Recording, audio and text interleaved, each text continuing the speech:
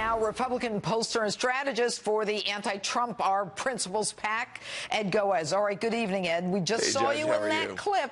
How are you going to do it? How are you going to stop Trump? Well, I think we have been doing it. I mean, one of the things doesn't look that way with the numbers, Ed. Well, but it does, and in fact, I have to look at the overall numbers, and not looking at it as the establishment, but looking at it as a pollster. One of the interesting things about this election is when it started, we had two candidates with almost universal name ID. One was Hillary Clinton, the other was Trump. Both of them had a 55% unfavorable rating before this campaign even started. Today, Hillary still has a 55% unfavorable rating. Today, Donald Trump has a 65% unfavorable rating, and 53% feel that strongly.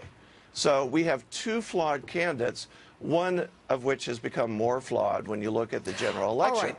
That's a major concern. Okay, but listen, Ed, you have been a Republican Party insider for many years. And, I mean, have you ever worked against a Republican to stop a Republican? Don't you work for candidates? I always work for candidates, but in this case... Well, who are you working for now? Look, I react like if you look at the Republican voters, when Trump first jumped into this, he had a third of Republicans that really liked what he had to say. They but liked you're not his answering style. my question. No, I'm going to answer your question. Okay. There was another 30% that had a visceral reaction. They didn't like his bullying nature. They didn't like his crassness. They didn't like his coarseness. Okay. I was one of those.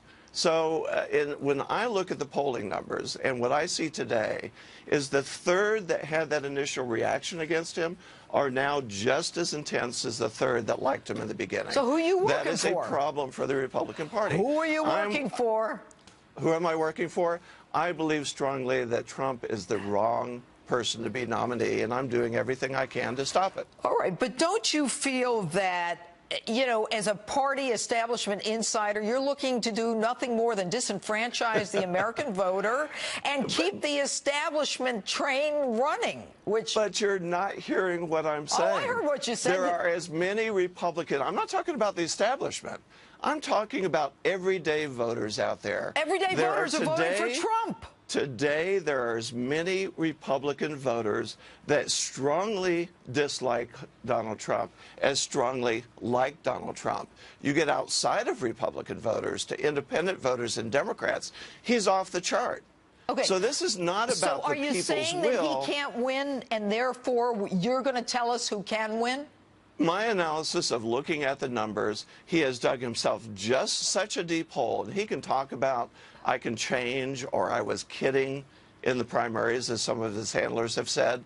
But the bottom line is, these people have taken a look at his character, they have decided they don't like it, and they're not going to be easy to move back in his column. All right, he's California, in deep trouble. He is ahead by something like crazy, like 27 points. Well, there's a lot first of all, the most credible poll that in California is the Field poll. They had it at only 7 points. We did a poll in Indiana. We had it at dead even. You're going to have these polls all over the place. The bottom line is each of these races come forward. And look, we had Trump, in terms of our polling, we had him winning by 57% 3 weeks out in New York. All the other polls were showing it much closer. But we use voter list. We get down and drill to who the real voters that's are. Over our head. Here's the bottom line. Trump is winning, but you don't think he can win.